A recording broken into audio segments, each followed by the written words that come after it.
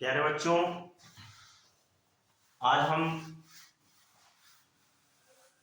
आप लोगों के लिए, जैसा कि पहले भी बताए थे, एक वीडियो लाएंगे ऐसा जिसमें कुछ महत्वपूर्ण प्रश्नों की चर्चा होगी और खास करके हाई स्कूल के छात्रों के लिए होगी।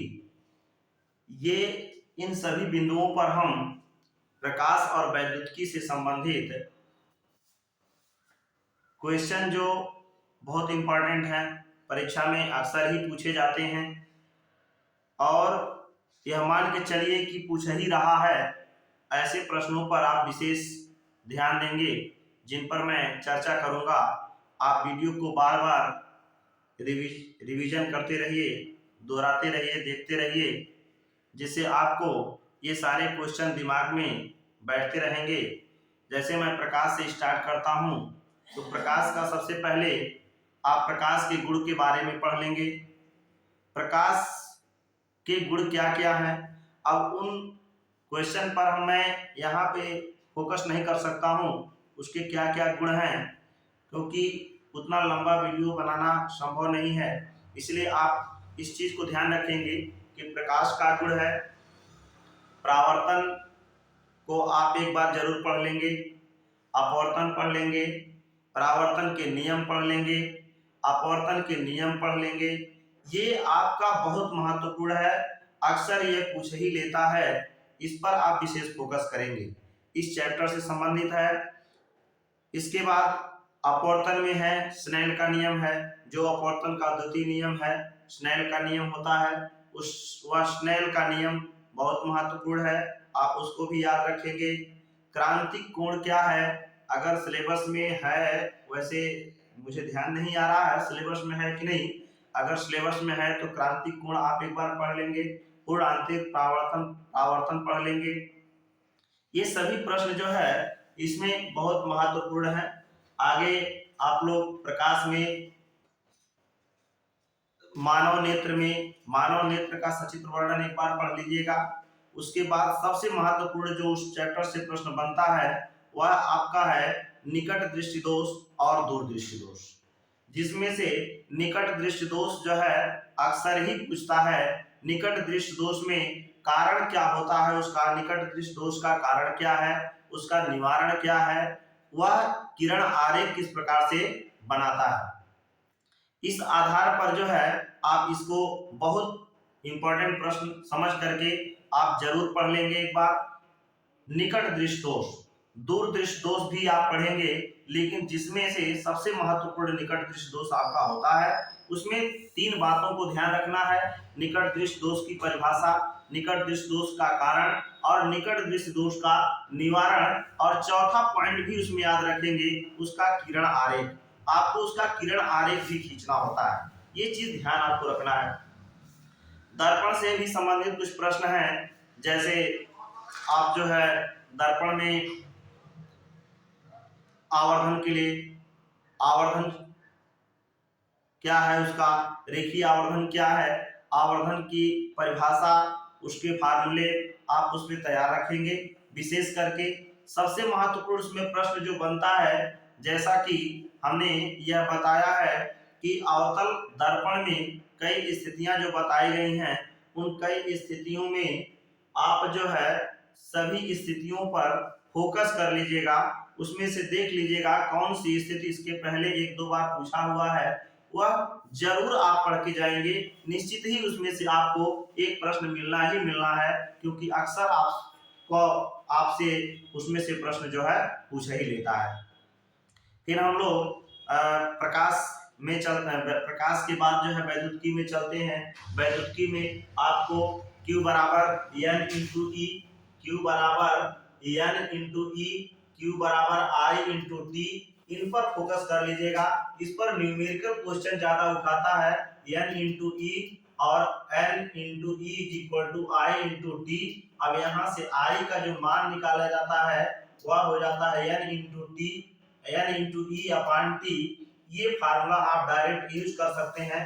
इस फार्मूले पर क्वेश्चन आपका बनता है, न्यूमेरिकल क्वेश्चन बनता है, इसलिए विशेष करके आप जो है इसको पढ़ ही लेंगे, ये ध्यान रखना चाहिए आपको। इसके बाद जो है वैद्युतिकी में आपका चुंबकीय बल रेखाओं के गुण है। चुंबकीय बल रेखाएं किसे कहते हैं, चुंबकीय क्षेत्र किसे कहते हैं, इन सभी बिंदुओं को आप जो है विशेष करके पढ़ लीजिएगा। फिर एक बार मैं कह रहा हूं, चुंबकीय बल रेखाएं, चुंबकीय बल रेखाओं के गुण, चुंबकीय क्षेत्र का मात्रक, इतनी बातें, मात्रक भी उसका अक्सर पूछ ही लेता है। इस पर आप जो है विशेष करके तैयार रखेंगे। इसके बाद जो है इस चैप्टर से आपको एक कोई लंबा सीधा तार है, उस लंबे सीधे तार से कुछ दूरी पर r दूरी मान लेते हैं, r दूरी पर चुंबकीय क्षेत्र जो है कितना उत्पन्न होता है, इसके लिए फार्मूला आप जो है याद रखेंगे। इस पर न्यूमेरिकल सवाल आपसे पूछा जाता है, उस न्यूमेरिकल सवाल को आप सॉल्व करने के लिए तैयार रहिए और अक्सर पूछ ही लेता है। इस बिंदु को भी आप विशेष ध्यान देंगे। जितना पॉइंट मैं बता रहा हूं ये पॉइंट निश्चित ही है कि आप एक बार रिवीजन करके जाएंगे तो बहुत सारे प्रश्न आपको मिल ही जाना है, ये ध्यान रखिएगा इस चीज को। इसके बाद जो है वैद्युतिकी से और भी तमाम सारे प्रश्न बनते हैं, जैसे लॉरेंज बल है, लॉरेंज बल क्या है, उसके बाद जो है लॉरेंज बल, फैराडे का नियम पढ़ लीजिएगा, फैराडे के नियम, लॉरेंज बल।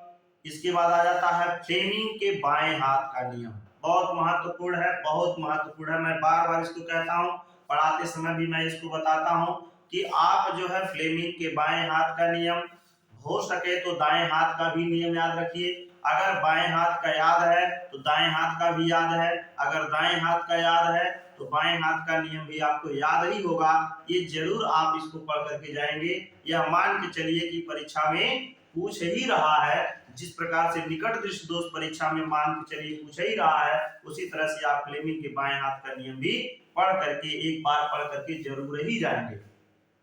इसके बाद वैद्युतिकी से है डायनमो है, विद्युत मोटर है। अब डायनमो और विद्युत मोटर में आप ये ध्यान रखेंगे कि डायनमो और वैद्युत मोटर का जो चित्र हमने बनवाया है या पढ़ाया जाता है वह दोनों लगभग एक होता है, थोड़ा सा डिफरेंस उसमें होता है। अगर एक फिगर तैयार करते हैं उसका डिफरेंस जो आपको, अगर डिफरेंस ध्यान रख करके अगर आप तैयारी करते हैं तो आपको सभी फिगर याद हो जाएंगे।